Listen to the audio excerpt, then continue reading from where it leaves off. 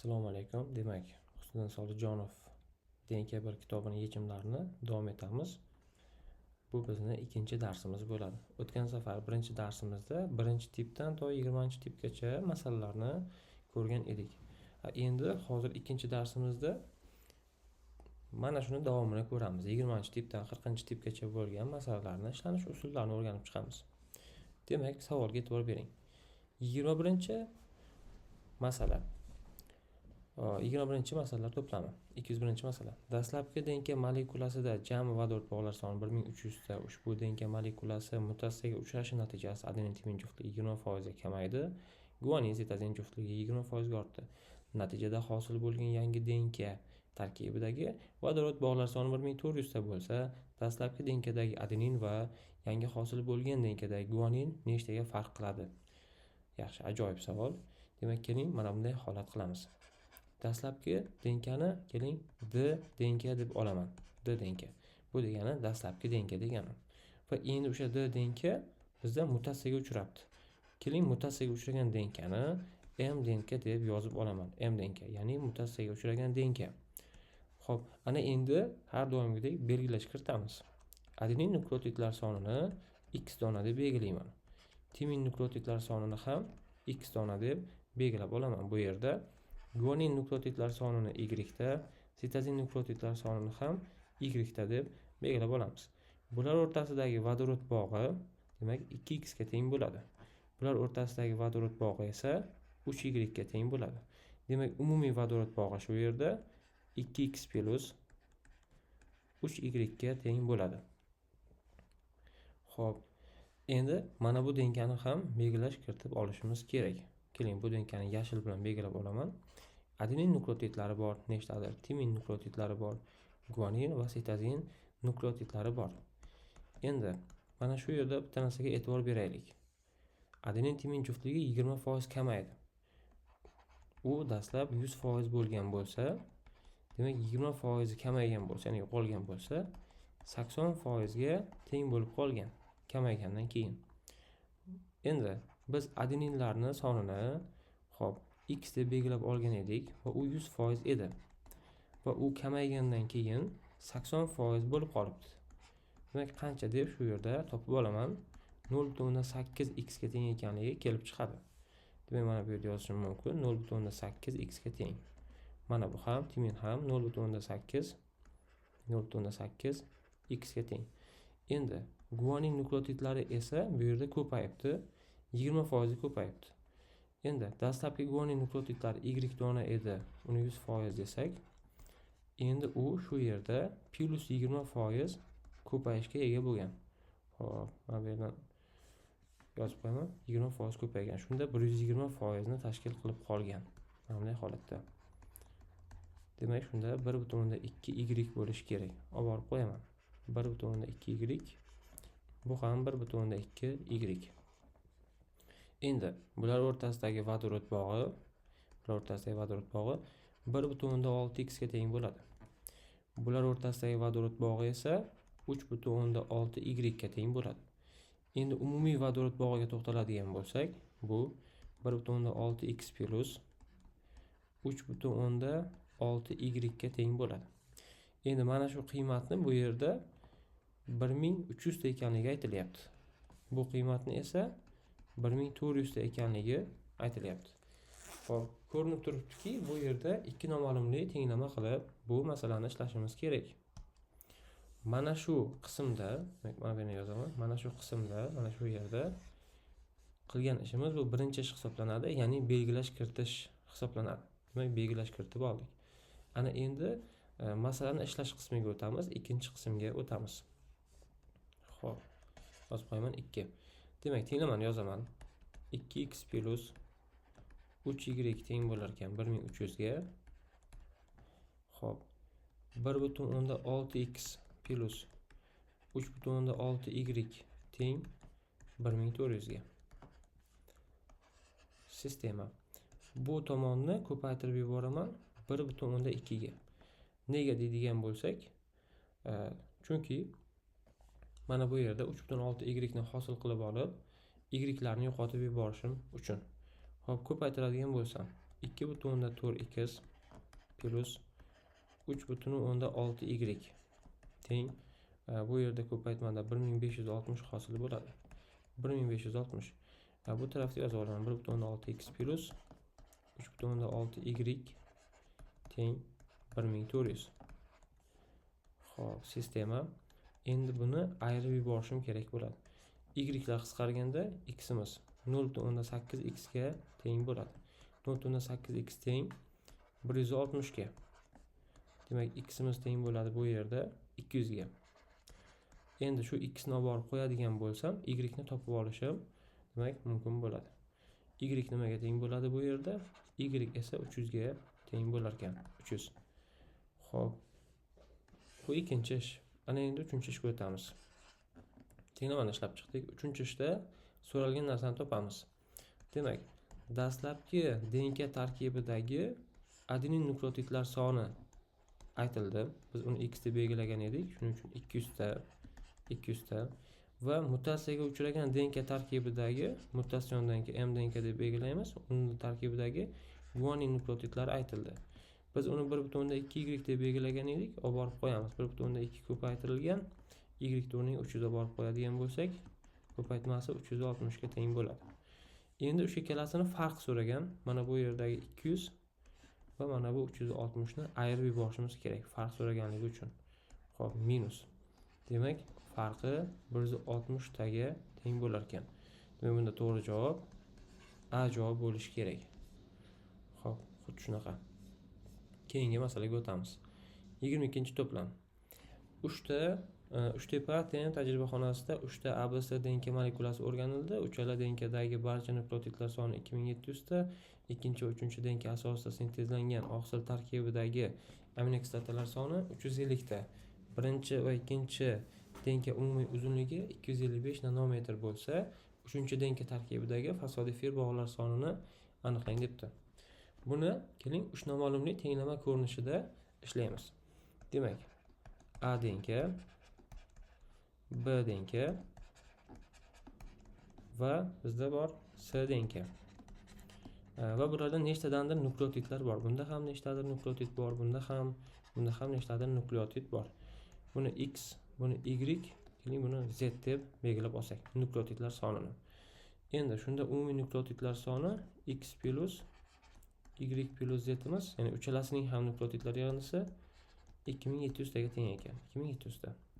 Xo'p, endi mana shu yerda aytilyaptiki, ikkinchi va uchinchi DNK asosida sintezlangan oqsil tarkibida aminokislotalar soni 350 ta. Ikkinchi va uchinchi deyilyapti. Shuning uchun Y bilan Z nazarda tutilyapti. Xo'p, yozaman. Y plus Z imiz teng bo'lishi kerak ekan 350 ko'paytirilgan 6 ga. Nega 350 ko'paytirilgan 6 qo'yamiz bu yerda? Chunki aminokislotalar soni 2000 demak, aminokislotalar soni 350 ta bo'lsa, uni 6 qisa ko'p bo'ladi, DNK soni 2100 ta ya'ni. Xo'p, mana shu yerni o'zida ayirib yuboradigan bo'lsak, x ni topib olishimiz mumkin bo'ladi. X imizning qiymati 600 taga teng ekan. Xo'p, mana x imiz kelib chiqdi. 600 ta.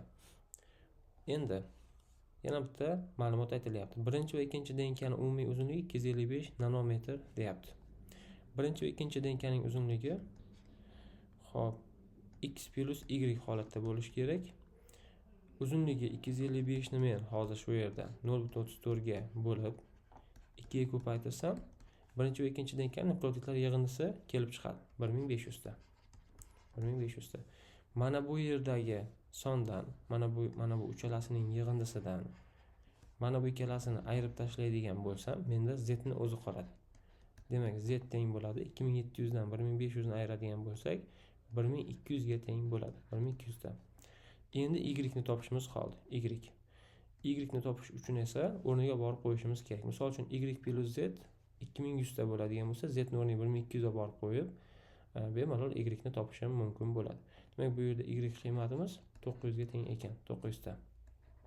Xo'p, mana 900 ta. Endi uchinchi DNK tarkibidagi fosfodifir bog'lar soni. Uchinchi DNKni Z deb belgilagan edik va bizda Z imiz qiymati 1200 ta bo'ldi. Fosfodifir bog'lar sonini topishimiz uchun biz 1200 tadan ayirib tashlashimiz kerak 2 ni. Shunda fosfodifil bog'lar soni kelib chiqadi. Formula bor. Fosfodifil bog'lar sonini topishimiz uchun nukleotidlardan 2 ni ayirib yuborishimiz kerak. Demak 1198 ta. Demak bu holatda S javob bo'lishi kerak ekan. S javob 1198 ta. Xo'p, demak keyingi masalaga o'tamiz. 23-to'plam savollar soni 10 ta ekan. 221-masala. Denkani bitta zanjirida timin soni 40 ta, guaninlar soni undan 15 marta ko'p deyilyapti. Transkripsiya jarayonida hosil bo'lgan RNK zanjirida urasil soni undagi umumiy nukleotidlarning 20% ni tashkil qiladi. RNKdagi guanin soni denkani bir zanjirdagi timinlar sonidan 2 marta ko'p bo'lsa, ikkinchi DNK zanjirida timin nukleotidlar sonini aniqlang. Xo'p, yaxshi. Keling endi buni hisoblaymiz. Birinchi navbatda DNKni chizib olishim kerak. Mana bunday holatda bo'lsin. Bizda DNK. Mana DNK. O'sha DNKning bir zanjiridan RNK sintezlangan. Mana bu yerni yozib qo'yaman. Mana bu yerdan RNK. Xo'p, endi informatsiyalarni qo'yamiz. DNKning bitta zanjirda timin soni 40 ta. 40 ta. Endi qarang, birinchi zanjir demayapti, bitta zanjir deyapti. Shunga e'tibor bering. Endi guaninlar soni esa 15 marta ko'p. 40 ni 15 ga ko'paytirsak 600 ta bo'ladi. 600 ta. Transkripsiya jarayonida hosil bo'lgan RNK zanjirida urasil soni undagi umumiy nukleotidlarning 20% ni tashkil qiladi. Demak, bu yerdagi urasillar 20% ekan. 20%. Xo'p, urasillar 20% bo'lsa, urasillar albatta adenindan sintezlanadi. Demak, adeninlar bu yerda nima bo'lgan? 20% ga teng bo'lgan. Bitta zanjirning 20%.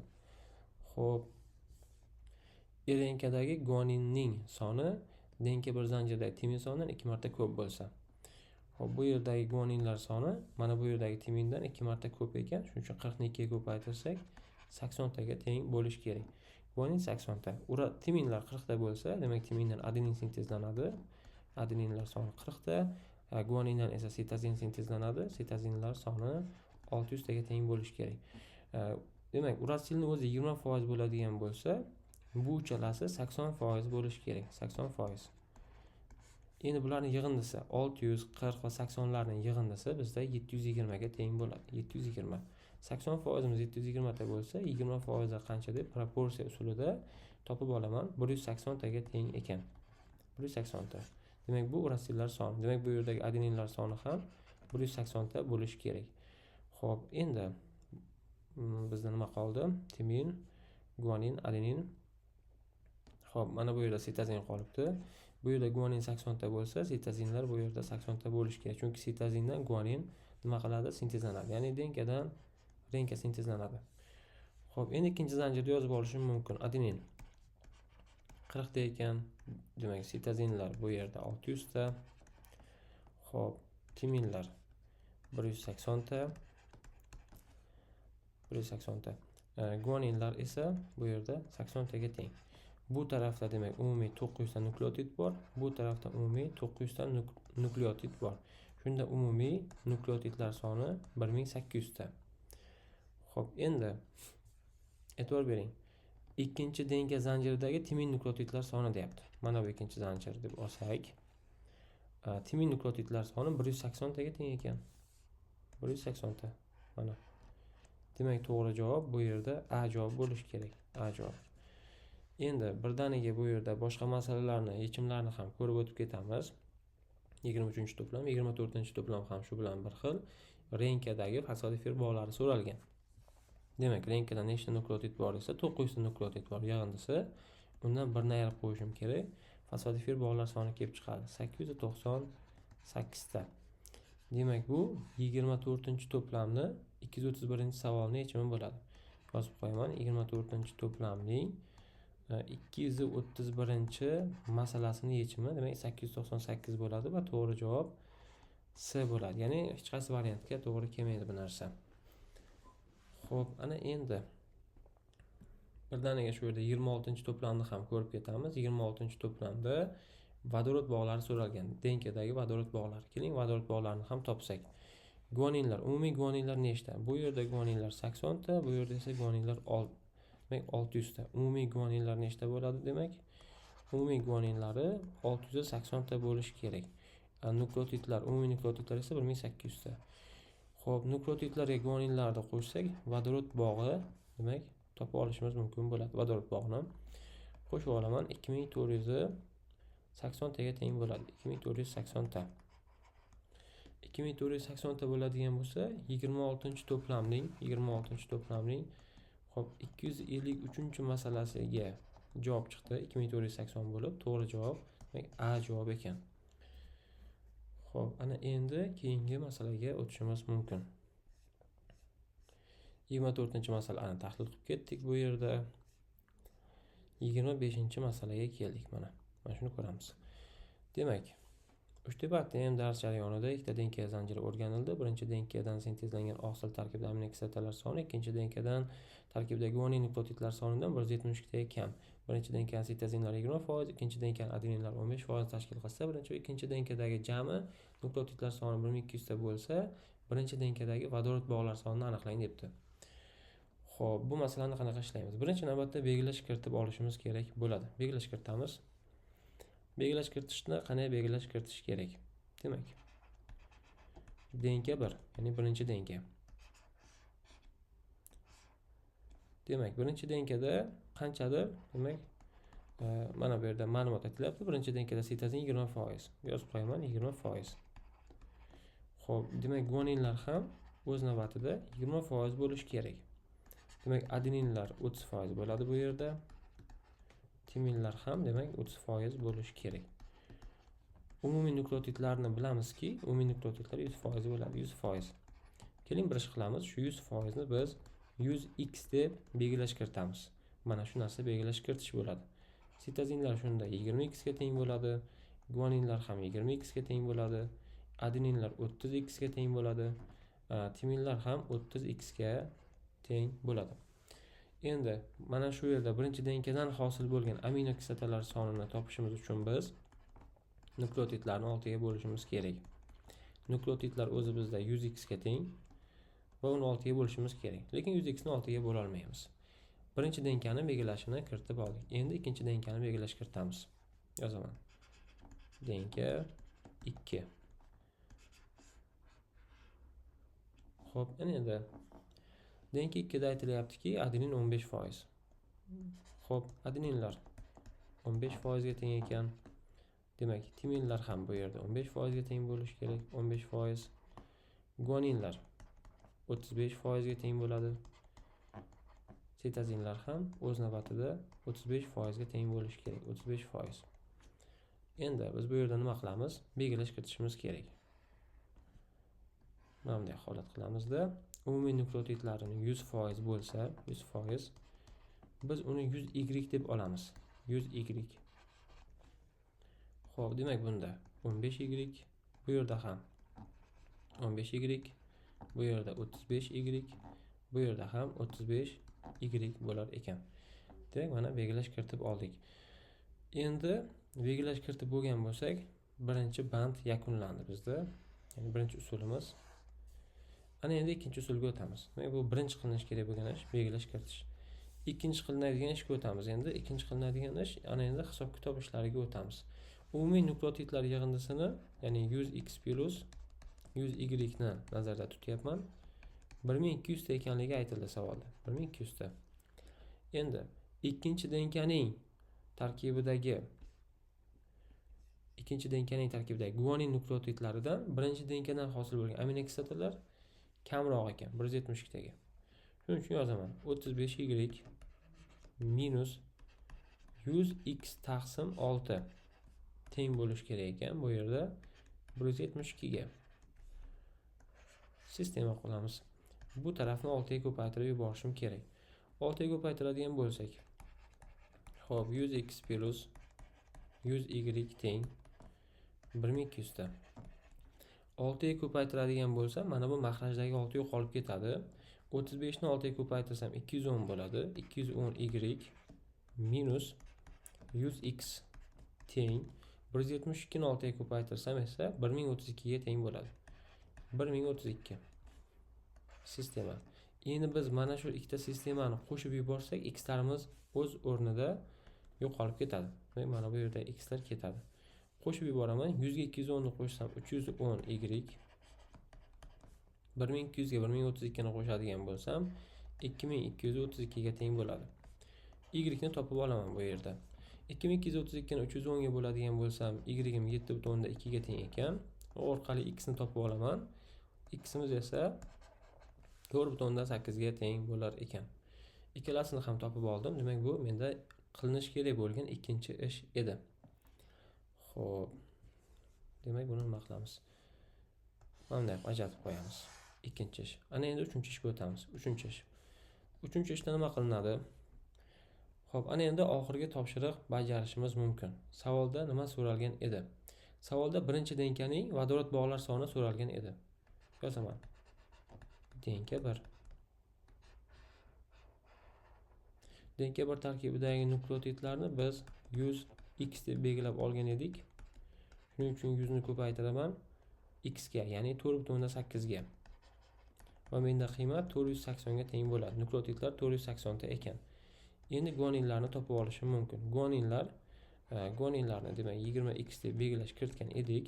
Esingizda bo'lsa, 20 ni ko'paytiraman, demak 4.8 ga. Demak, guaninlarning soni 96 ta ekan. Ana endi vodorod bog'lari sonini topishim mumkin bo'ladi. Vodorod bog'lar sonini topish uchun 480 ga 96 ni qo'shib yuborishim kerak bo'ladi. Bunda qiymat 576 taga teng bo'ladi. 576 ta. Xo'p, demak bu bizning uchinchi ishimiz bo'ladi va to'g'ri javob 576 ta ekan. Belgilab qo'yamiz. A javob bo'lar ekan. Xo'p, bu ketdi. 26-to'plam haqida gaplashdik. Boya sal adashibmiz, uzr do'stlar. 26-to'plamning 251-masalasida xatolik bor. Qayerda xatolik bor? Timinlar sonidan marta ko'p bo'lsa, necha martaligi aytilmagan shu yerda. Shu yerda to'g'rilab ketamiz. 2 marta bo'lish kerak, 2 marta. Xo'p. Biz boya ko'rganimiz 253 edi. Ya'ni 26-to'plamning 251-masalasi degandim. Yuqorida o'sha sal adashgan ekanman. 26-to'plamning 253-masalasini ko'rib o'tib ketdik. Xo'p, o'shanda e'tibor esingizda bo'lsa 2480 ta vodorod bog'i chiqqan edi. Keyingi to'plamga o'tamiz. 27-to'plam. Xo'p, 27-to'plam. Ikkita denkaning bir bo'lagi EKR1, ikkinchi bo'lagi BAMH1 restriktazalar yordamida 15 ta bo'lakka bo'lindi. Dastlabki denkadagi demak dastlabki denka bo'lagi va bo'laklarga bo'lingan denkadagi vodorod bog'lar farqi 116 ta bo'lsa, guanin sitazin o'rtasida nechta vodorod bog'i kesilgan? Ajoyib savol. Xo'p, keling bitta chiroyli formula yozib beraman shu yerda. Formula. Xo'p, demak, formulamiz qanaqa? Dastlabki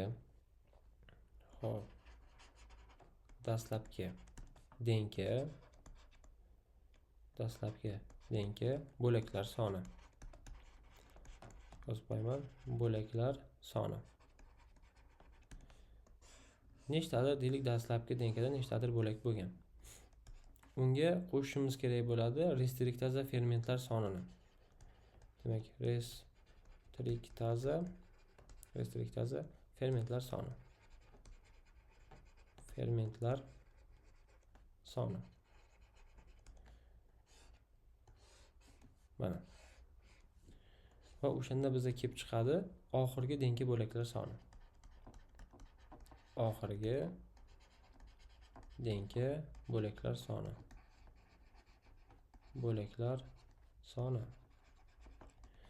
Xo'p, faqat bu qoida ochiq denkada ishlaydi. Ya'ni plazmid uchun ishlamaydi, halqali denka uchun ishlamaydi, ochiq denkada ishlaydi. Misol uchun, dastlab 10 ta denka bo'lagi bor edi.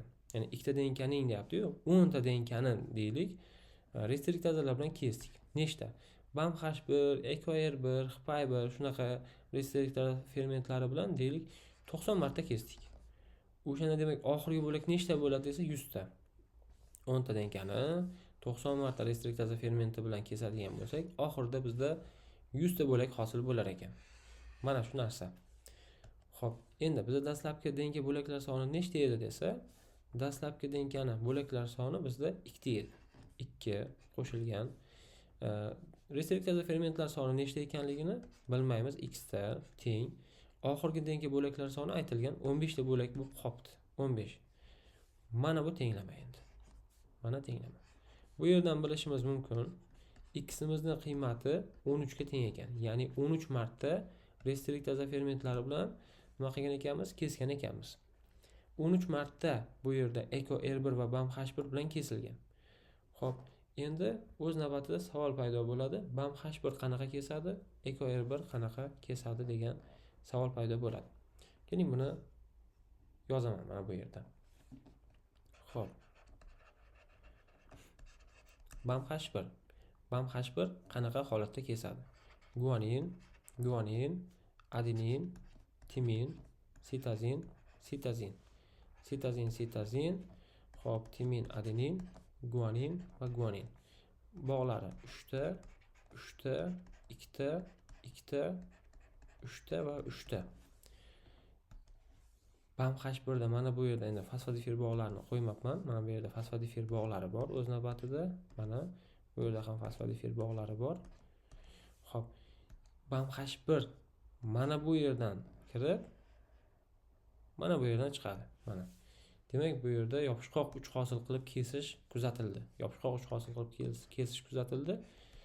Va bu yerda adenin bilan timin orasidagi vodorod bog'lardan mana bu yerda 2 ta, mana bu yerda 2 ta, jami 4 ta bog' kesildi, 4 ta. Guanin va sitazin o'rtasidagi vodorod bog'lardan esa mana bu yerda 3 ta, mana bu yerda 3 ta, jami 6 ta bog' nima qilindi? Kesildi. Birgalikda esa, demak, BAM H1 umumiy holatda 10 ta vodorod bog'ini nima qildi? Kesdi.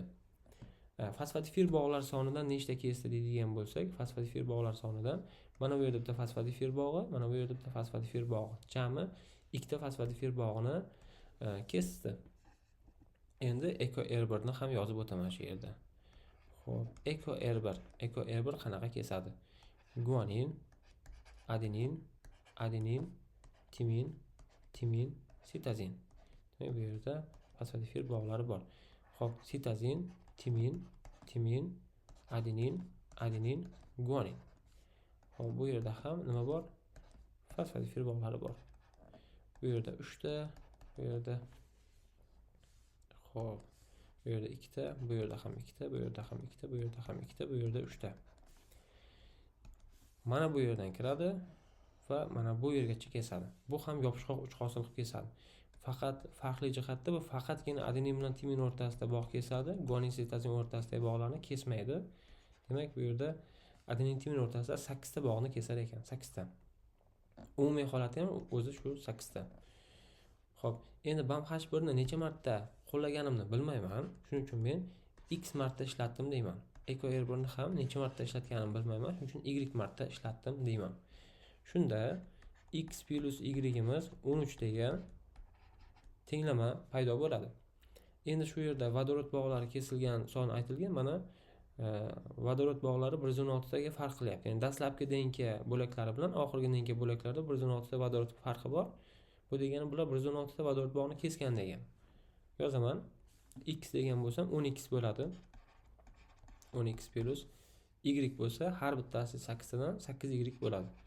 Kesgan vodorod bog'lari. Shunda 116 ta bo'lishi kerak. Sistema. Endi 8 ga ko'paytirish qilaymi, 10 ga ko'paytirish qilaymi? Albatta 10 ga ko'paytirish qilay, 10 ga ko'paytiraman. 10x plus 10y teng 130. Mana bu yerda plus bor. Xo'p, 10x plus 8y teng 116. Sistema. Nima qilamiz? Ayirib yuborishimiz kerak. X larimiz ketadi, y'imiz 2y qoladi.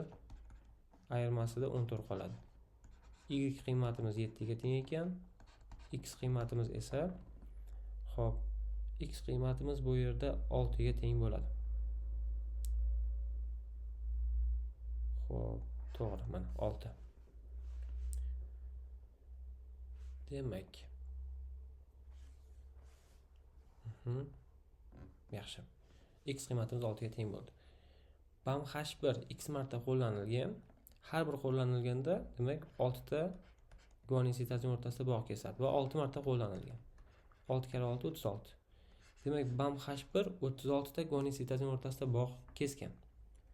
O'z umuman olganda Eco R1 guanin sitazin o'rtasida bog' kesmaydi, faqat BAM H1 kesadi. shuni hisobga oladigan bo'lsak, guanin sitozin o'rtasida nechta vodorod bog' kesilgan degan javobga to'g'ri javob A javob bo'lishi kerak. 36 ta. Mana bu yerda mana ishladik. Keyingi masalaga o'tamiz. 28-to'plamga o'tsak bo'ladi. 28-to'plam. Xo'p, savollarga e'tibor bering. Ikkita DNK molekulasi tarkibida jami 1200 ta nukleotid mavjud. Birinchi DNK molekulasida nukleotidlar 25% timin nukleotidlardan iborat. Ikkinchi DNK molekulasida nukleotidlarni 20% adenin nukleotidlardan iborat. Bu yerda ham belgilash kiritamiz. DNK 1 va DNK 2. DNK 2. Bunday holatda. Xo'p, endi DNK 1da timin nukleotidlari 25%, 25%. Adeninlar ham demak 25%. Xo'p, guaninlar 25%. Sitozinlar ham 25%. Demak, umumiy nukleotidlarimiz 100%. Men shuni 100x deb olaman. 100x. Endi shunda mana bu yerdagi har bittasini mana bunday holatda yozib chiqishimiz kerak. 25x 25x 25x va bu ham 25x holatida bo'ladi. Xuddi shunday endi ikkinchi DNKni ham nima qilishimiz kerak bo'ladi? Belgilash kiritib olishimiz kerak bo'ladi. Demak, belgilash kiritadigan bo'lsak, qanaqa qilib belgilash kiritishimiz kerak bu yerda? Xo'p, bizda aytilgan ma'lumot bor. Ya'ni ikkinchi DNK molekulasida nukleotidlarning 20% adenin. Yozaman. Adenin 20%. Demak, timin nukleotidlari ham 20% bo'lishi kerak. Guanin nukleotidlari 30%. Sitozin nukleotidlari esa 30%. Umumiy holatda demak nukleotidlar 100% bo'ladi. Endi biz mana shu 100% ni 100y deb belgilash kiritamiz. 100y. O'z navbatida qolganlarga ham belgilash kiritishimiz kerak bo'ladi. 20y, 20y, 30y va 30y. Mana bunday holatda. Xo'p, ana endi mana bu birinchi qism. Ya'ni siz qilishingiz kerak bo'lgan birinchi ish belgilash kiritish. Ikkinchi ishga o'tamiz. Ikkinchi ish. Ana endi masalani ishlash qismiga o'tamiz. Umumiy nukleotidlari 1200 ta deyildi. Shuning uchun tenglamada 100x plus 100y teng 1200 ta degan tenglama tuzib olamiz. Tenglamaning birinchi hadi bu. Ikkinchi hadida esa sitozinlar nukleotidlar yig'indisi demak 270 ta deyilgan. Shuning uchun buni sitozinlar 25x ga teng. Yozaman 25x plus buni sitozinlari esa 30y. Yig'indisi esa demak 270 ga teng bo'ladi. 270. Mana tenglama sistemasi. Bu tarafni 4 ga ko'paytirib yuborishim kerak. 100x plus 100y teng 1200 ta. 4 ga ko'paytiradigan bo'lsam 100x plus 120y teng 270 ni 4 ga ko'paytirsam 1080. 1080 ta. Ana endi bu ikkitasini nima qilaman? Ayirib yuborishim kerak bo'ladi. Ayirib yuboraman. Ayiradigan bo'lsam 100x lar ketib 20y ni o'zi qoladi. 20y. Bu ikkalasi ayriladigan bo'lsa bizda 120 qoladi. 120. Y ning qiymati 6 ga teng ekan. X ning qiymatini ham topa olishim mumkin bo'ladi. 6 ga teng ekan. Bu ikkinchi qilinadigan ish, ya'ni tenglama tuzib, tenglamani ishlab chiqish. Ana endi uchinchi ishga o'tamiz. Xo'p. Uchinchi ish. Uchinchi ishda nima qilinadi? So'ralgan narsa topiladi. Ya'ni ikkinchi DNK tarkibidagi adenin nukleotidlari va timin nukleotidlari orasidagi vodorod bog'lar soni yig'indisini toping degan. Xo'p. Hisoblaymiz. Ikkinchi DNK. Ikkinchi DNKdagi adeninlarni biz 20y deb belgilash kiritgan edik. 20 ko'paytirilgan 6 bo'lishi kerak. Y'imiz 6 ga teng bo'lib chiqqan edi. Demak, adeninlar soni 120 ta. Hop, 120 ni ko'paytirib yuborishim kerak bo'ladi 2 ga, chunki har bitta adenin ikkita qo'l chiqaradi o'zidan. Bunda 240 ta vodorod bog'i bor ekan. Demak, javob B javob bo'ladi. Keyingi masalaga o'tamiz. 29-to'plam masalalariga o'tamiz. Xo'p, bizda savolda aytilyapti. DNKdagi vodorod bog'lari adenin nukleotidlaridan 4-2 marta ko'p. Denkadagi sitozin nukleotidlari vodorod bog'laridan 260 taga kam. Denka uzunligini toping. Xo'p, endi bu yerda nima ish qilishimiz kerak? Birinchi navbatda belgilash kiritamiz. Adeninlar soni x ta, timinlar soni x ta, guaninlar soni y ta, sitozinlar soni ham y ta. Demak, umumiy nukleotidlari 2x plus 2y ga teng bo'ladi. Vodorod bog'lari esa 2x plus 3y ga teng bo'ladi. 3y. Mana bunday holatda. Bu birinchi qilinadigan ish. Ana endi ikkinchi ishga o'tamiz. Ikkinchi ish. Xo'p. Vodorod bog'lari adenin nukleotidlaridan 4-2 marta ko'p. Vodorod bog'lari H2 ni adeninga bo'lganimizda 4.2 kelib chiqish kerak ekan. 4.2.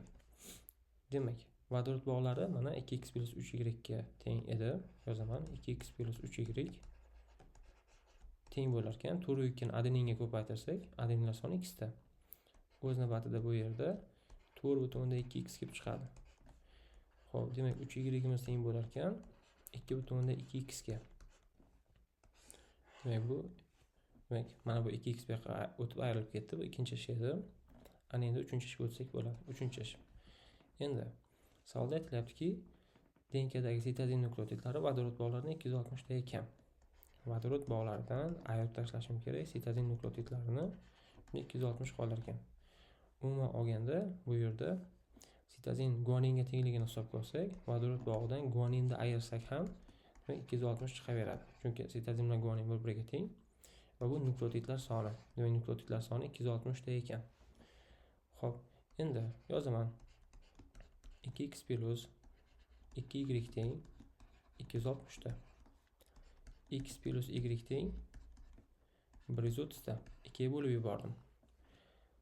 Xo'p. Ana endi y imizning qiymati 130 minus x ga teng bo'ladi. Mana bunday holatda. Endi 4-ishga o'tamiz. Mana bu yerda tenglamamiz bor. 3y teng 2.2x ga. Y o'rniga borib qo'yaman. 3 ko'paytirilgan 130 minus x teng 2.2x ga. Mana bunday holatda. Qavsni ochadigan bo'lsam, 390 minus 3x teng 2.2x ga. Mana bu minus 3x ni bu yoqqa o'tganda plus bo'lib ketadi.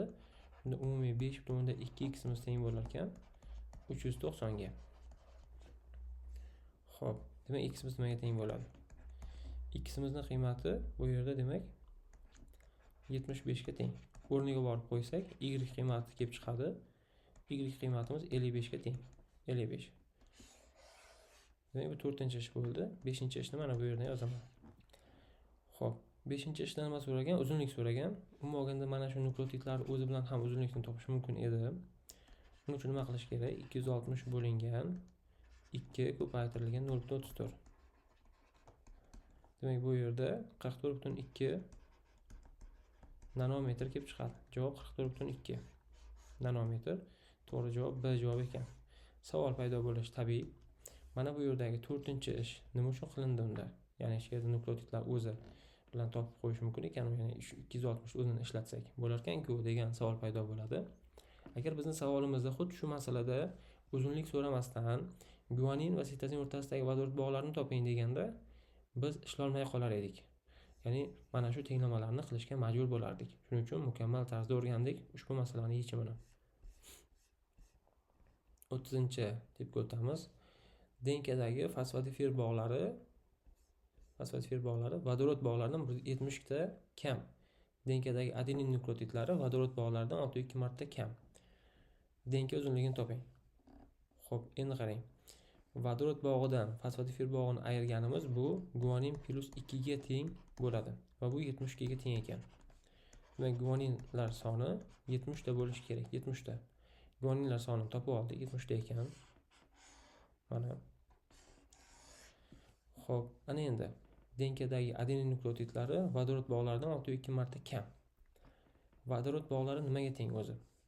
Keling, vodorod bog'larini men mana bu yerda adeninlarda x ta, timinlarni ham x ta, guaninlarni y ta, sitozinlarni ham y da deb belgilaymanda.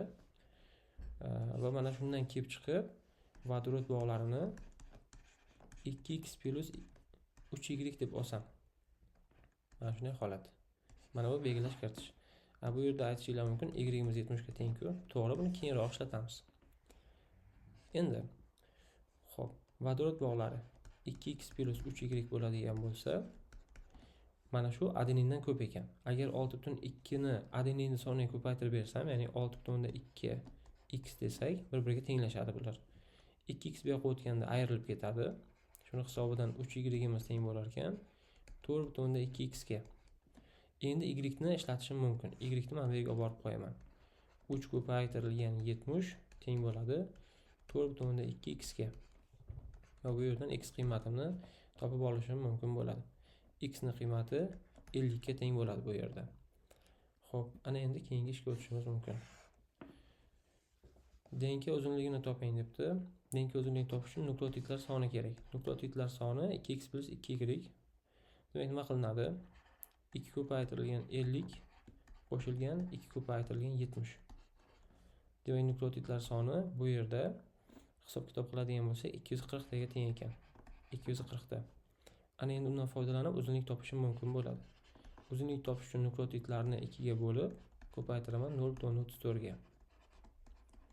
Demak 40.8 nanometr. Demak, to'g'ri javob B javob ekan. 31-to'plam savollari. Ona va qizning denkasining umumiy 1200 ta nukleotid bor. Qiz va onasining denka uzunligi 20.4 nanometrga farq qiladi. Ona va qizni denkasida jami guaninlar soni 339 ta bo'lsa, onasining denkasi tarkibida timinlar 15%, qizning denkasi tarkibida 20% adeninlar bo'lsa, qizning denkasi tarkibida guanin sonini aniqlang debdi. Yaxshi. Xo'p, endi bu masalaga quyidagicha to'xtalamiz. Birinchi qiladigan ishimiz nima? Ona va qizni belgilash kiritib olsak. Undan ham oldin 20.4 nanometr uzunlikni 0.34 ga bo'lib 2 ga ko'paytirib nukleotid ko'rinishiga o'tkazib olsak, 120 ta nukleotid bo'ladi shunda. Endi ona va qizni, ona denkani demak x bilan, qiz denkani esa y bilan belgilab olsak, ya'ni nukleotidlarini xy qilib olsak, bu belgilash kiritish ikkinchi ishimiz.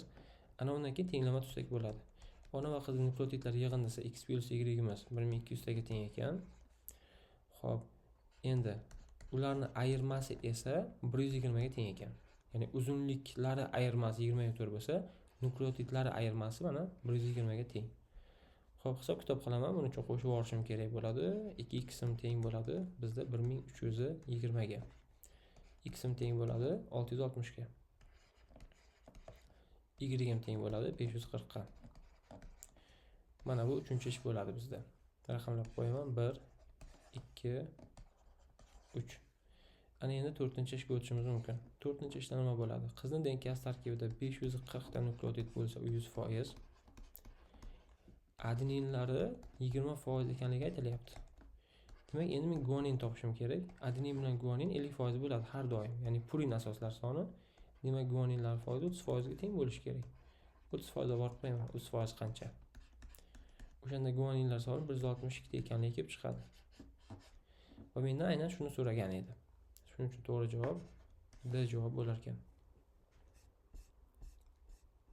Xo'p, 32-to'plam savollar soni. Denkada purin asoslari soni guanin plus sitozin minus adeninlar soni 25% ga ko'p bo'lsa va umumiy vodorod bog'lar soni 290 tani tashkil qilsa, sitozинlar umumiy nukleotidlar necha foizni tashkil qiladi? Keling, eng sodda usulda ishlaymiz buni. Adenin bilan timinni soni teng bo'ladi, foizi ham teng bo'ladi. Ikkalasi ham x foizdan. Guanin bilan sitozinlarni ham foizlari teng bo'ladi. Ikkalasi ham y foizdan. Demak, foizini biz xy ko'rinishida belgilab olyapmiz. Bu birinchi ish, ya'ni belgilash kiritish. Ikkinchi ish, guanin plus sitozin debdi. Bu 2y degani minus timin debdi. Timin o'rniga x qo'yamiz, teng 25 ga teng bo'lar ekan. Xo'p, ana endi 2y plus 2ximiz esa 100 ga teng bo'ladi. 100% ga teng bo'ladi. 100%. Nima uchun desa, umumiy nukleotidlari bu yerda 2x plus 2y ga teng bo'ladi, 2y ga. Va umumiy nukleotidlarni har doim biz 100% deb olamiz. 100%. Shuning uchun tenglama qilamiz. Nima qilinadi bu yerda? Ayirib yuboriladi. Xo'p, kattasidan kichik ayriladi. Mana bu katta, bunisi esa kichik. 2y dan 2y esa 0, 2x dan minus x ga ayirsak, ya'ni 2x minus x deydigan bo'lsak va 100 dan, bu yerda 100 dan ayirsak 25 ni. Mana bu yerda qavs ochganimizda qo'shilib ketib 3x bo'ladi va bu yerda 75 qoladi. 75.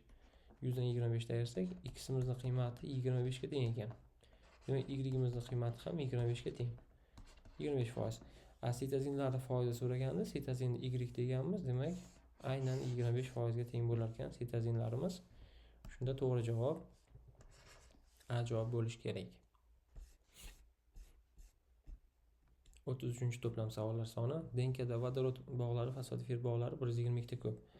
Vodorod bog'idan fosfatofir bog'ini ayirsak, guanin plus 2 qoladi. Demak, guanin plus 2 imiz 122 ga teng ekan. Demak, guaninlar sonimiz 120 ga teng ekan. Bu birinchi qilinadigan ish. Xo'p, denkada fosfatofir bog'lari va vodorod bog'lari yig'indisi 1078 ta. Biz buni sal o'zgartiramiz. Vodorod bog'iga fosfatofir bog'ini qo'shganimizda 1078 chiqayotgan bo'lsa, biz fosfatofir o'rniga nukleotid ishlatsak, nukleotid. Fosfatofirdan ko'ra nukleotid 2 dona ko'p bo'lgani uchun bu endi 1080 bo'ladi. 1080 ta. Ya'ni 2 ta ko'p bu ham. Xo'p, endi vodorod bog'i degani o'zi nima degani? Vodorod bog'i bu nukleotid qo'shilgan guanin degani. Plus yana nukleotid teng 1080. Shu yerdagi guanin o'rniga 120 ni olib kelib qo'yamiz. Ikkita nukleotid qo'shilgan guanin o'rniga 120 ni olib kelib qo'ysak, 1080 degan tenglama paydo bo'ladi. Demak, ikkita nukleotid teng 120 ga qo'ysa ayrilib ketadi. 1080 dan ayirib yuborishimiz kerak bo'ladi 120 ni. Ayirib yuboramiz. Bunda 960 qoladi. Xo'p, demak, nukleotidlar sonimiz 480 ta ekan. Mendan nima so'ragan? Uzunlik so'ragan. Xo'p, uzunligini topib qo'yamiz. 480 bo'lingan 2 ko'paytirilgan 0.34. Demak, bu yerda uni uzunligini topib olishimiz mumkin bo'ladi. 81.6 nanometrga teng ekan. S javob. Bu 33-to'plam edi. 34-to'plamga o'tamiz. Xo'p, nima deyilyapti? Denka molekulasida ma'lum bir fragment uzunligi 107.1 nanometr. Ushbu denka nukleotidlar orasida masofa 0.3 nanometrga teng. Denkaning ushbu fragmentida jami 780 ta vodorod bog'i mavjud bo'lsa, unda nechta guanin va sitozin nukleotidlari mavjud debdi. Birinchi qilinadigan ish bu 107.1 ni bo'lib yuborishim kerak 0.34 ga ko'paytiraman 2 ga. Bu orqali men nukleotidlarni topishim mumkin bo'ladi. 630 ta nukleotid mavjud ekan. Endi vodorod bog'lar sonidan 780 dan nukleotidlarni 630 ni ayiradigan bo'lsam, guaninlar soni qoladi. Ya'ni 150 ta. Demak, guaninlar soni 150 ta ekan. Hamda guanin va sitozin deyapti. Guaninlari ham 150 ta, sitozinlari ham 150 ta. Men ularni qo'shib olishim kerak. Guanin va sitozin deganligi uchun va 300 taga teng bo'ladi. 300 ta. Demak, to'g'ri javob A javob ekan. 35-to'plam savollariga o'tamiz. 35-to'plam savollar soni 10 ta. 341-masala. Irenka 60 ta tripletdan iborat bo'lsa, shu irenkadan